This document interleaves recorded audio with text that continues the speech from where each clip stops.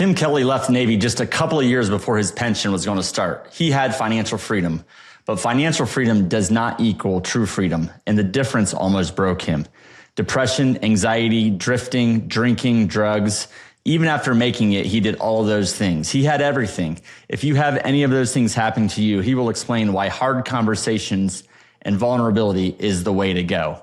Tim says he continues to be tested every day, even now. But it takes structure, discipline, and surrender. And now he's experiencing a new type of freedom, and I love what he calls it.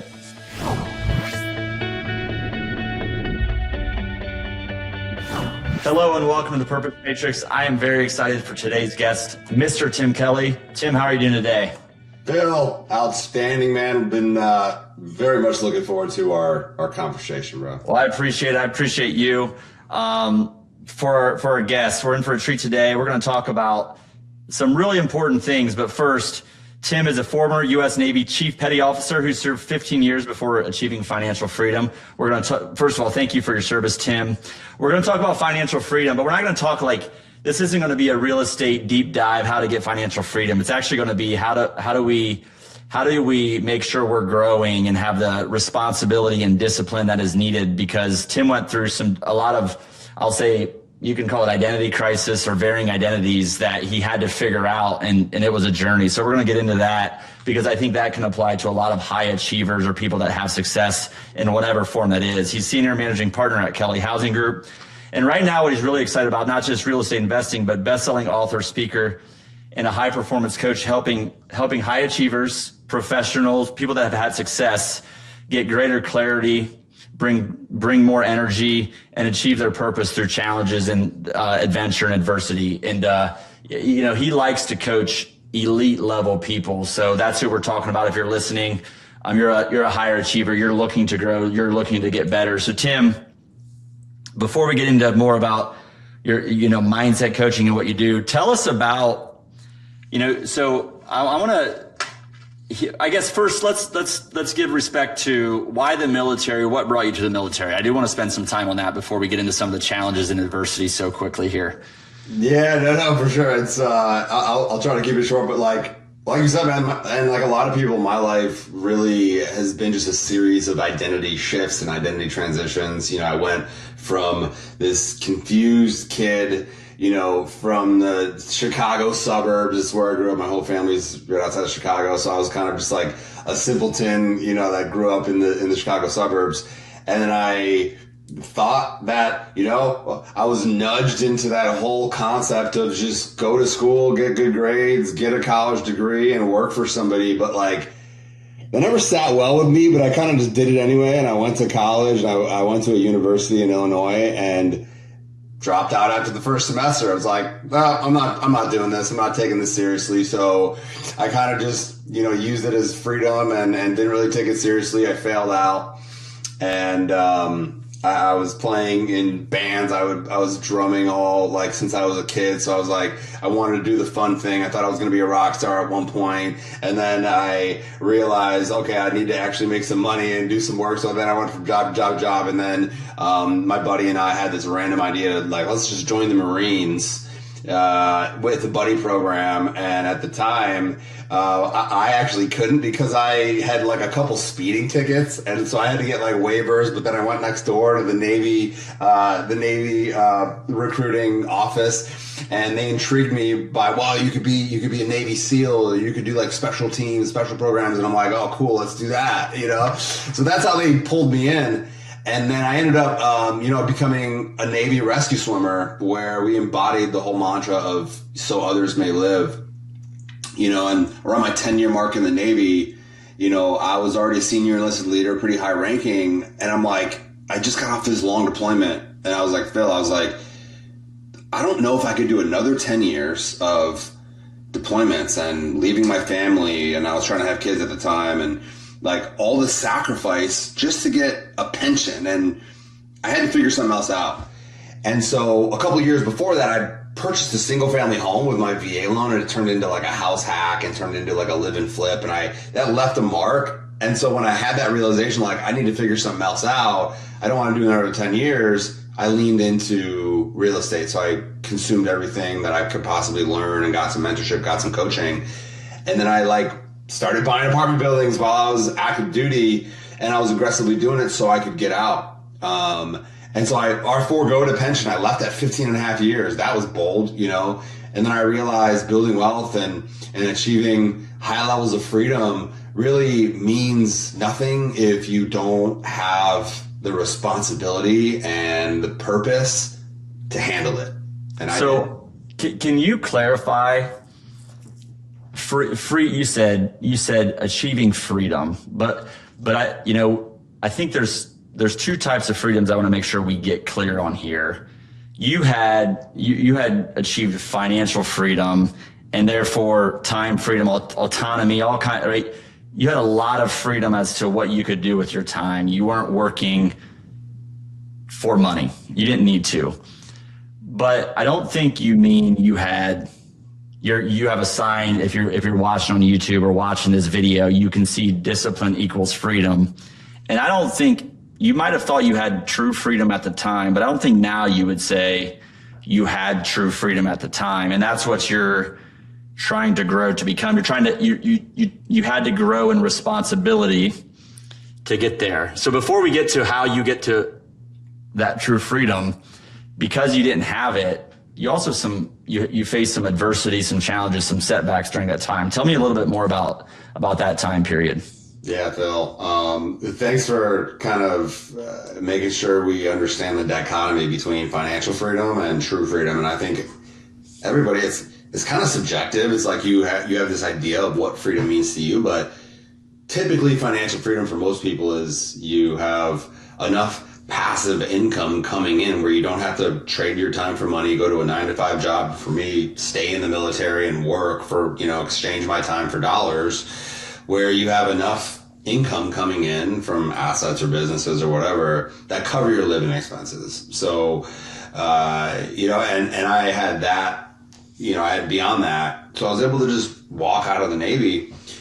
So I had financial freedom, but I wasn't responsible enough with that freedom because I didn't grow into the person who was able to handle that freedom well to continue to thrive and achieve true freedom and real fulfillment, real freedom. And one of the biggest reasons why I did not have the level of freedom or the level of responsibility, at least, to handle the level of freedom I had is because my desire and my why was for my own selfish reasons. I just wanted to get rich quick. I just wanted to have possessions. I just wanted to be able to make my own decisions. So it was for me. It was my own selfish desires. Do you think that you had that, maybe timing of the market, maybe, hey, real estate's not that hard. So don't tell anybody else this because they think but do you think you had success too easy? Like, do you think it came too easy and you didn't have enough adversity during that where you didn't grow, you didn't have the adversity that created the resilience and the setbacks and the challenges and the wins and, overcoming it to build your character, which is a cycle that we all need to go through. But you didn't face all that enough to grow into who you just got the result, but not the growth. Is that true? Like, was it too easy? So there were definitely still, like, there was a lot of, peaks and valleys and ups and downs in order to achieve that freedom. So it still wasn't like, for me, it wasn't just like a straight line, where it was still grinding for 4.5, 5 years. I was super disciplined. I was still active duty, but I wasn't at the time like deployable, going on deployments, going in and out to sea on a ship, so it was kind of like a 9-to-5 job where I had to wake up really early. I had to, work on the businesses beforehand, then go to work and so there was still some adversity and there were still definitely challenges, partnerships that didn't work out. Like, there were still struggles to get to that point of financial freedom. But what I saw, it was almost like I felt like it was a destination when realistically the biggest lesson learned here, Phil, is that now you've just raised your standard for a new chapter and a new beginning. Of now you have this level of freedom. Now it requires a different level of responsibility to handle that, to continue to thrive, to continue to get that real joy and real fulfillment, that real freedom that I think we're alluding to here. That's much greater than financial freedom. Yeah. So how I love that. And by the way, I think I've been wrestling with this. I heard this actually it was a Father Mike sermon from a couple of weeks ago. Tim is a fellow Catholic. Yeah, I love But he it. talked about how we often pursue things, or now more people are pursuing not just material things or money, but experiences. But those create the pursuit of those things create adversity and setbacks. So you called it selfish desires that you were pursuing, which created some adversity.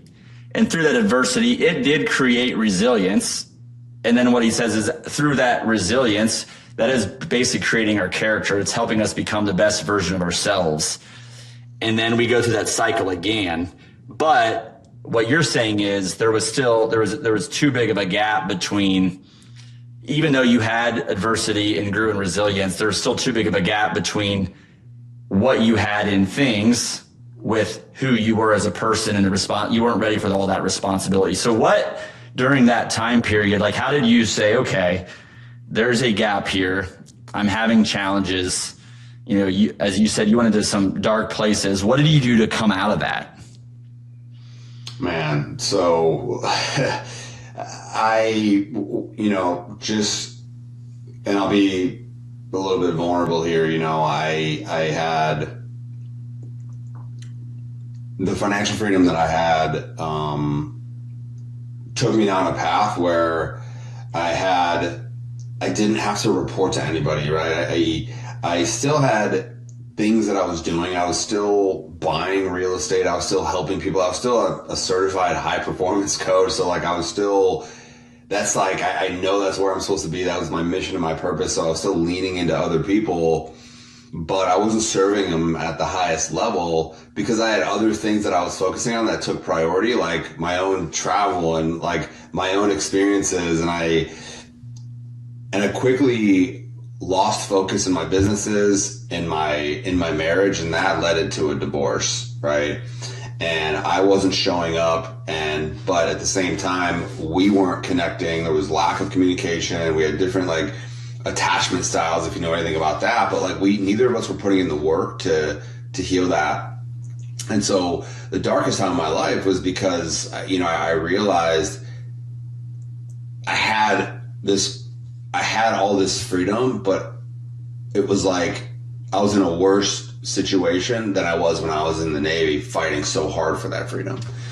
And so then I lost my true identity. I faced depression, suicidal thoughts, I was even diagnosed as bipolar, bro. And what that means is because I had hypomanic episode and I had a depression episode. So technically, clinically, I had bipolar, but a lot of that was rooted with the fact that as soon as I got out, I was living in Florida and you could go over the counter to a freaking dispensary and buy weed. So I started smoking weed all the time.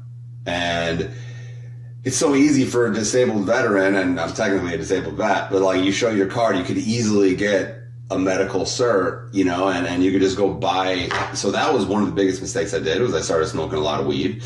And that helped me lose focus. That triggered all kinds of psychotic disorders and a lot of mental cloudiness and led me down a path of really bad decisions.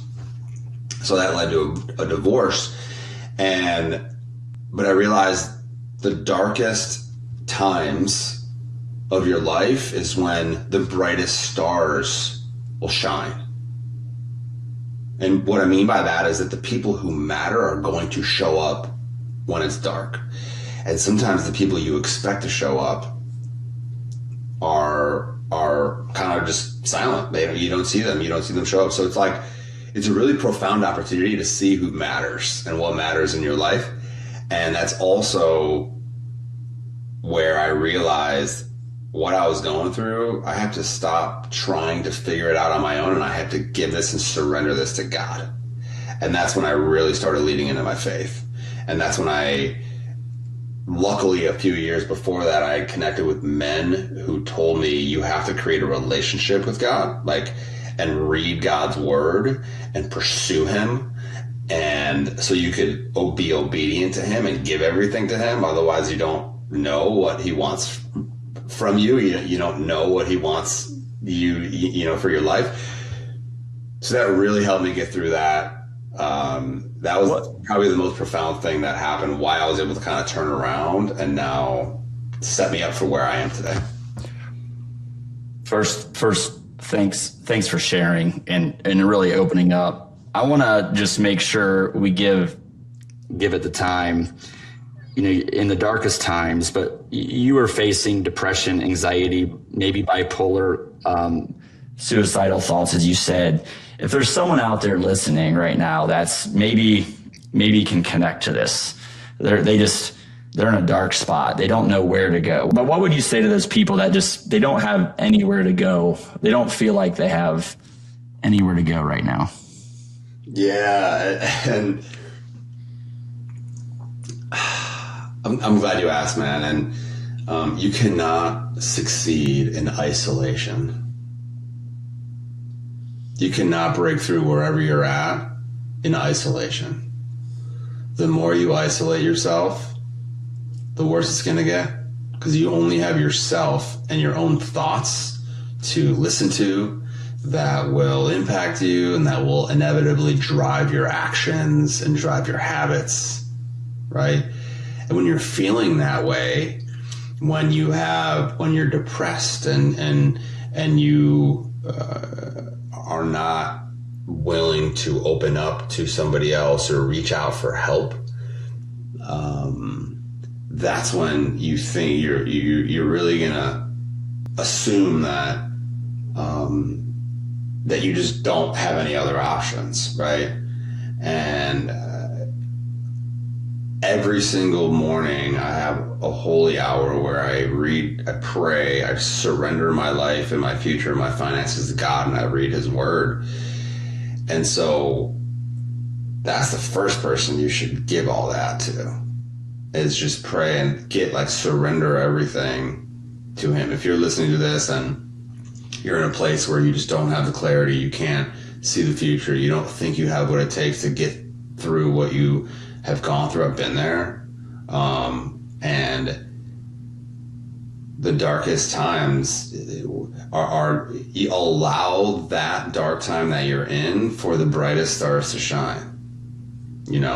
Let people know where you're at and what you need help with.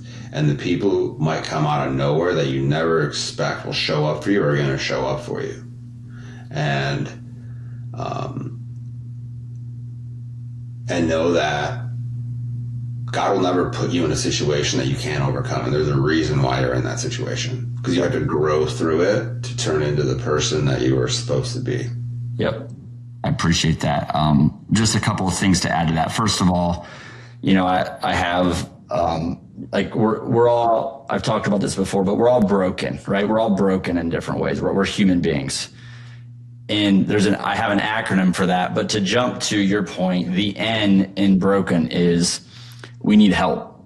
And I think there's two ways to get help. One, we need help from others, and we need help from God. And think about, the story of the paralytic. He knew where you wanted to go, but maybe you don't know where you want to go. Maybe you don't know. Maybe you're not ready to go do a holy hour in the morning, right? But you gotta go somewhere. You either gotta go to someone else, you gotta ask for help. You need help and you gotta ask for help. And I think wherever you start, it'll probably, you're there for a reason. I also like to use the analogy that, we see our kids struggle, for example, and we let them fail and we let them struggle. Even just go back to as simple as when they are trying to start to walk. They're struggling. They fall. And they're probably sitting there thinking, why the heck are you just letting me fall over and over again? Pick me up, help me out. But we know they can handle it. We know they'll figure it out, right? And God knows, I love what you said is that you're in the situation you're in for a very, very specific reason. And maybe that doesn't seem fair. Maybe that seems hard, but you are there for a reason. There is a plan. You don't know it yet, but there is a plan, and ask for help to get out of that situation. So I appreciate the context on that because, I just, you've been through those places. So you're best suited to help people that were your former self. And that's who you're talking to. So I appreciate that. I think there is a little bit of a paradigm shift with the whole masculine perspective. Like 5-10 years ago, it was almost frowned down upon if you were a man and you were vulnerable, if you expressed your emotions, if you opened up to people and asked for help. I think now more and more individuals are realizing vulnerability equals strength, especially for men. God calls us to protect and provide, for our family. But in order to step into that identity, we have to be able to express our emotions in a healthy way. We have to be able to share our thoughts, articulate our thoughts, and that takes courage, right? That takes real courage to have hard conversations with people, to open up, get vulnerable with people. You think it was easy for me to just share that I went through an ugly divorce and started smoking weed as soon as I got out of? No. But I realized the more I was vulnerable, the more I opened up, the more free I felt, and the more help I was able to get. Yep. Dude, it wasn't because of me. I didn't get from that dark place to here because of me. It's because the people around me that I called out to, that stepped in, and they were those bright stars that shined during the darkest time of my life. But I did have to ask for help.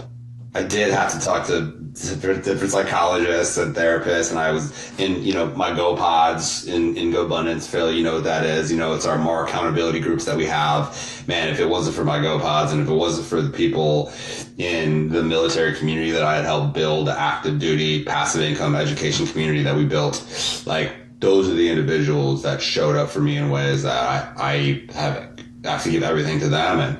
But God was number one because he's all knowing, all powerful, knowing, he's the King of Kings that could handle everything from everybody, and we can't even handle our own stuff, so might as well give it to the person, that being that could handle it all for you. Yeah. And I just the comment on men and what true strength is, and if you don't like the word vulnerability, then for A, get over it, but B, fine. Have hard conversations,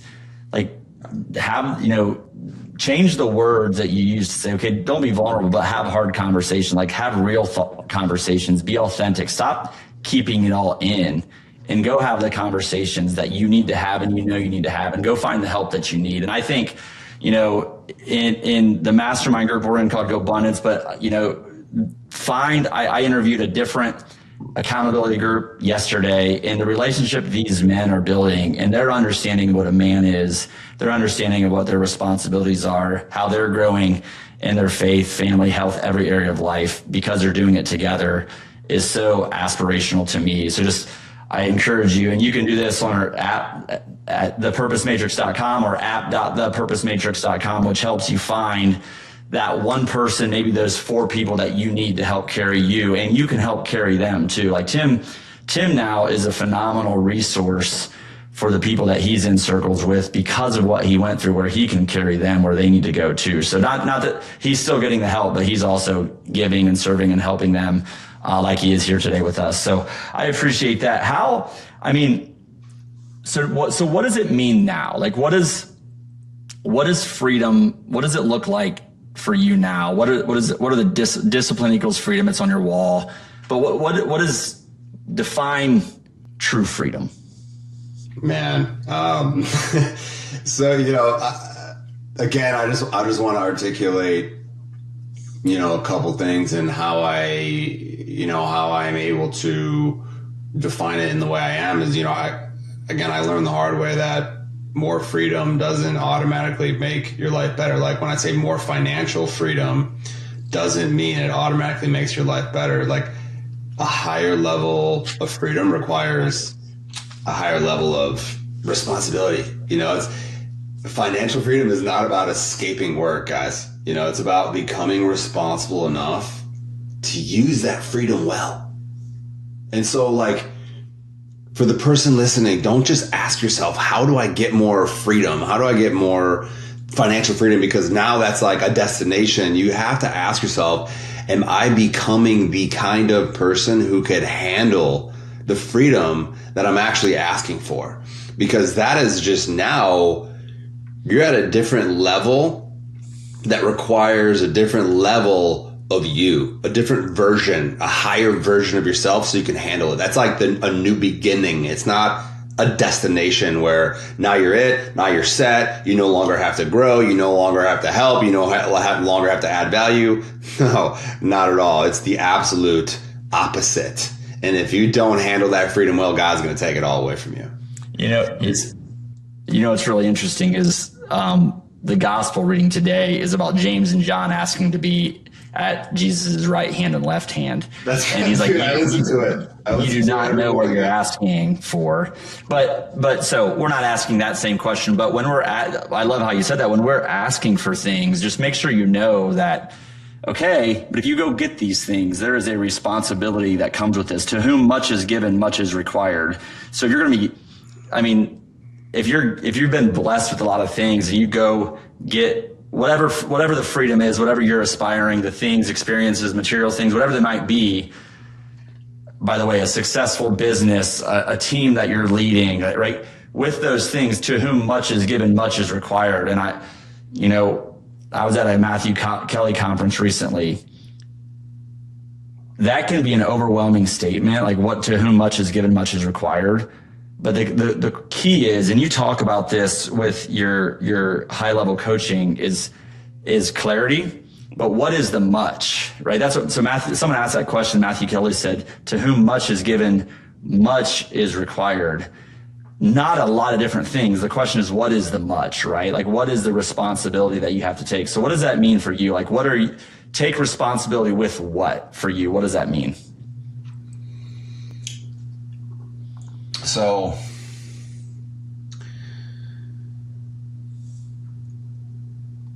for me, it means I have to have a higher level of structure and a higher level of discipline.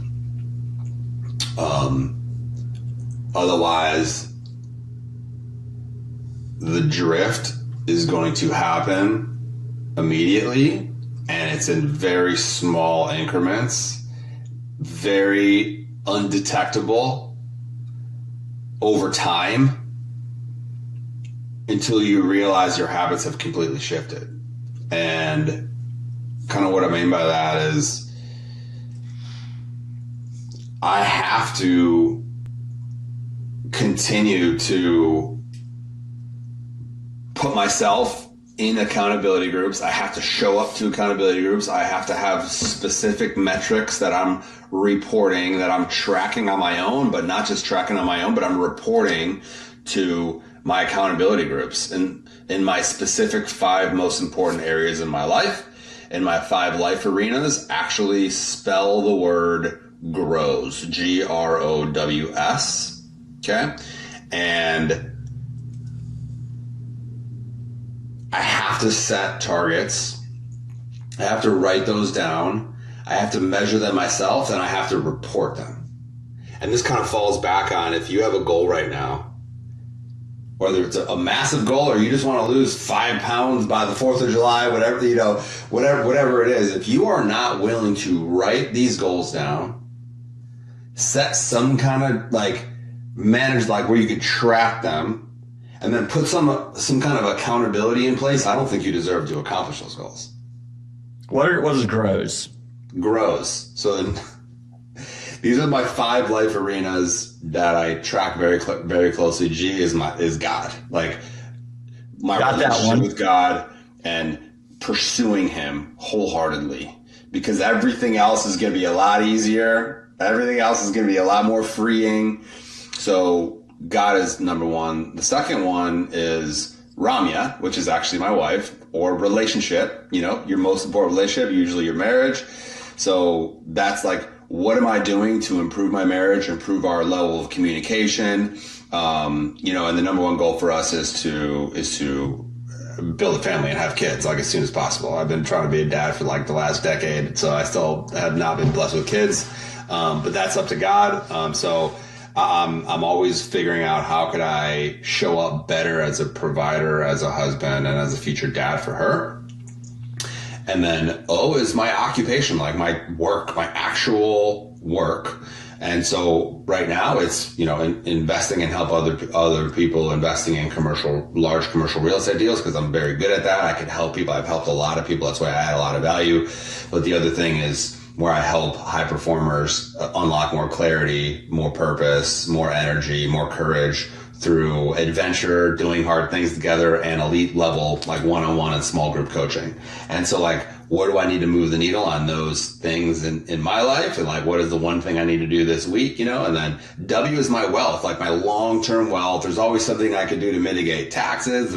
Right now I'm finalizing a revocable living trust for my family, for my future, for my legacy. There's always new things, new approaches to investing and different assets to look at. So like my wealth, it's how do I move the needle on my wealth? And then S is strength, my vitality, my physical fitness, and my nutrition.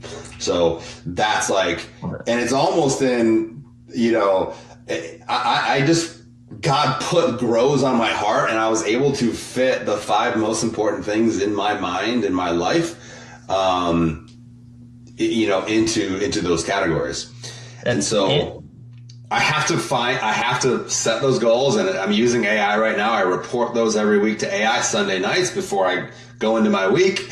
I say, what am I going to do in my grows? And so I report that, and I track it in my accountability tracker. I'm sure you have one in your GoPod. And then every week, so tomorrow I have 2 different GoPods that I'm in. I report my grows to 2 different GoPods. I get, feedback from them. What am I doing? What are my challenges? And so I'm putting that work in so I could receive that accountability, so I could stay on track and keep and maintain the discipline. Because look, I've learned working with a lot of high performance, Phil, that the most successful people, people who have, achieved crazy levels of success in their mind, they don't have enough self-accountability to hold them accountable to their goals. So they have to tap into external sources of accountability, Phil. You know that, you understand that, you're in abundance, you're taking advantage of that accountability. I mean, think about the people who are most elite, the most elite athletes, professionals, Oprah, Tiger Woods, Michael Jordan. They've all gotten to where they're at because of coaches and mentors. Yeah. Right? Yep. They didn't achieve success on their own because they don't have the level of self-accountability that is required to help them get to their standard, to their desire, to their next level. So they had to tap into external sources. And that's, for me, it's the same way. Like I have to lean on other people, where we give each other feedback, and we're in an accountability group. And the more vulnerable we are, again, tapping it. If you don't like that word vulnerability, that's okay. Get over it. But like the more open and honest you could be, not just with yourself, but with other people, the better feedback you're going to get, and the more you're going to be able to grow. Yeah. And I would just add that we're using the phrase accountability, but really it's through the nature of sharing what you're working on and what your goals are. You're saying a lot to that group of people by just saying what your goals are, because you're saying, this is what I have to work on. You're also sharing your wins together. So these relationships in this accountability group, whatever you want to call it. I call it, by the way, our iron few. Iron sharpens iron, and so one man sharpens another, but your iron few. But those relationships become so much more, because those are the people that are going to be the shining stars, if you will, in your life when things get tough, when you face adversity and when you face setbacks. And it might not feel like that's the case if you're just asking people, or you're just showing people an Excel sheet that checks the box. It doesn't feel like that's a very in-depth relationship, but those relationships, those discussions will evolve to really bring out the best and the worst times for you, but you can share those with other people. So I just encourage you to really think. And if 3 or 4 or 5 people seems overwhelming, find one person that just wants to grow, use grows. I love that. And start to meet and start to talk regularly and start to build your system of accountability together and see where that goes. So I think that's, if there's one thing that, I mean, yes, of course, faith, but if you're not ready for that, if there's one thing you can do that'll probably help you grow in faith, by the way, is find this accountability partner, this accountability group, and just start that process, because you'll learn that you'll grow from the best of the others in every single area of life. So enough on that, but I appreciate it. What are you excited about right now, Tim? Like, as you move forward, what are you most excited about doing in the future? Yeah, man. Not last month, the month before March, just got off of this incredible expedition. I led a group of 8 other high performers to the summit of Mount Kilimanjaro and just took them through this journey. They were all high performers that were looking for the next level of clarity. They were looking for the next level of energy and purpose. And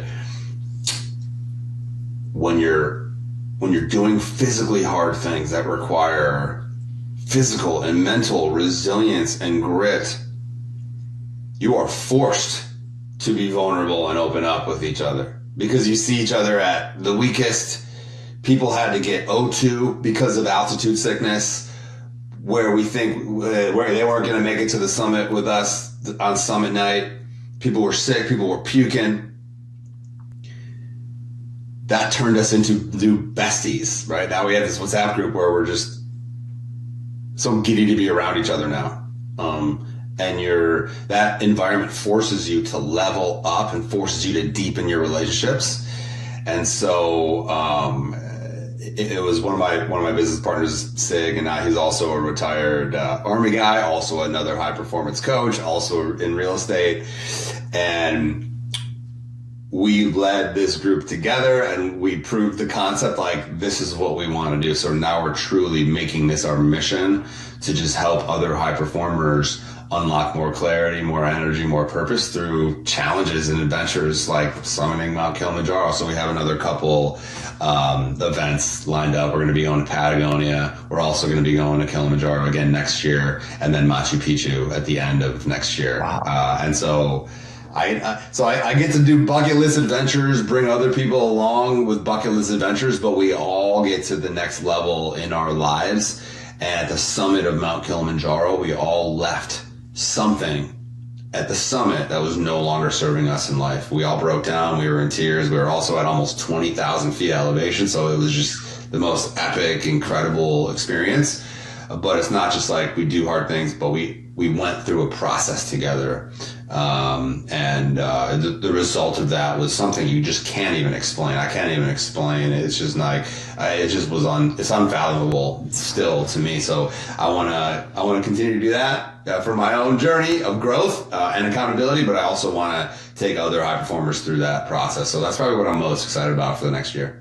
And I think what's interesting about that is, you hear do hard things, right? But I think what's important is the process of intentionally breaking yourself down. Like, you're intentionally going, I'm going to test myself to the limit and try, physically, but a lot of times physical challenges are really mental challenges, right? And maybe even spiritual challenges. And I think that's what you're trying to create is how do we bring someone to the breaking point? Because as Father Mike said, as we talked about, as you create, you're trying to get somewhere, but really it's about the process, the adversity, which creates resilience, which helps you grow too. So, maybe like do hard things, but at the same time, it's the process of doing those and trying to create, like what you're trying to do is create yourself getting close to this breaking point so that when you get where you wanted to be, you aren't in those dark places that you were, because you've really tested yourself and built the resilience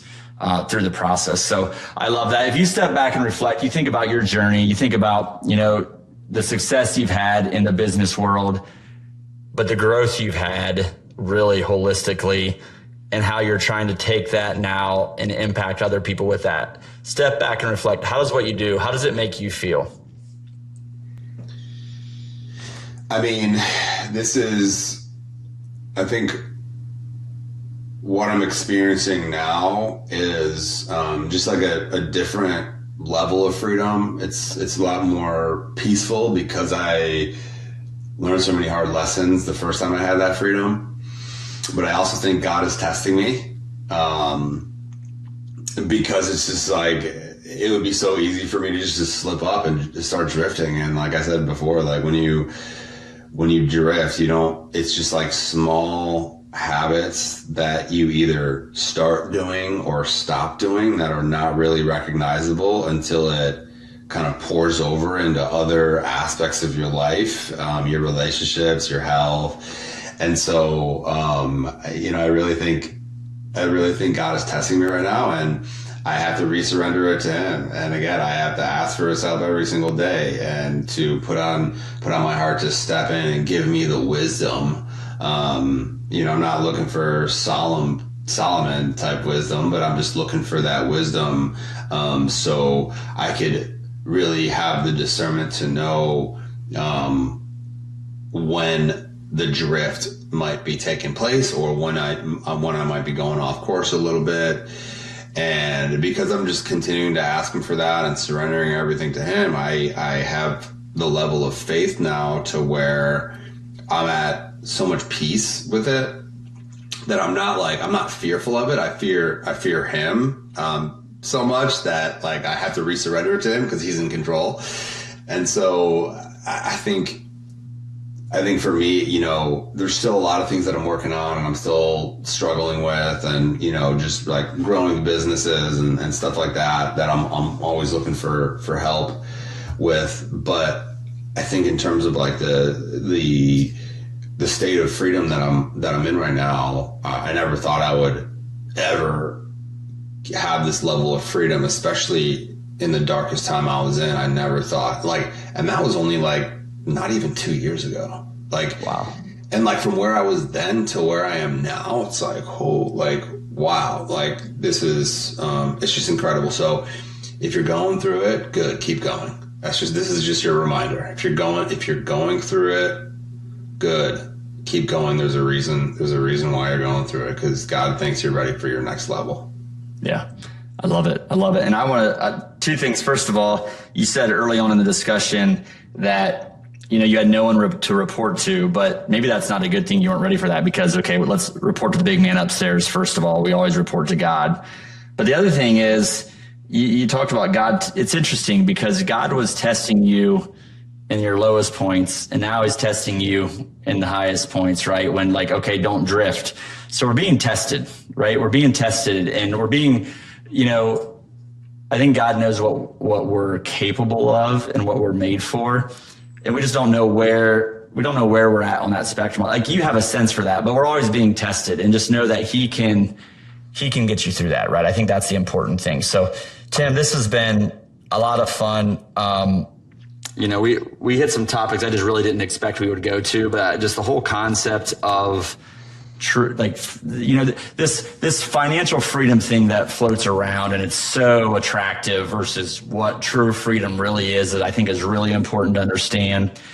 The whole discussion around the people that you need, the shining stars, what true men, like what that looks like.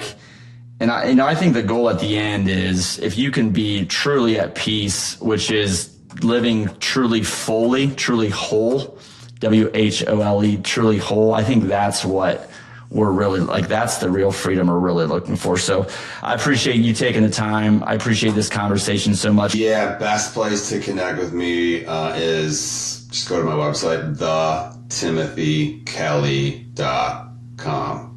Awesome. thetimothykelly.com. I mean, this conversation struck a chord with you, and you're capable of more. You'll be able to, right in that website, you'll be able to book a call with me. You'll go through a quick little assessment so you could understand the type of questions that I'll be asking you, so we could really figure out where you're stuck, what's misaligned, and what your next courageous move needs to be. And then I actually put together this really cool assessment. There was this assessment that I took when I became a certified high performance coach, and it was profound. I'm like, wow, I never would have even thought of asking myself these questions, and that really helped me get clarity on the next level. So I put a similar thing together, but throughout my own journey, it's a clarity assessment that you could take for free. It's just it will give you where your gaps might be from a high performance mindset. It'll email you the results, and it'll show you what your next moves and triggers need to be. And then of course you'll be able to book a call with me so we could really just get one-on-one so I can understand where you're at. And if this calls out to you, let's jump on a call. If not, take that clarity assessment and try to figure out where your gaps are and what your next move needs to be so you could achieve that real freedom that we're talking about. I love it. TheTimothyKelly.com. Check that out. Tim, I appreciate this so much. 4 pages of notes here, so much value. Really, really appreciate it. Again, for the Purpose Matrix, signing off.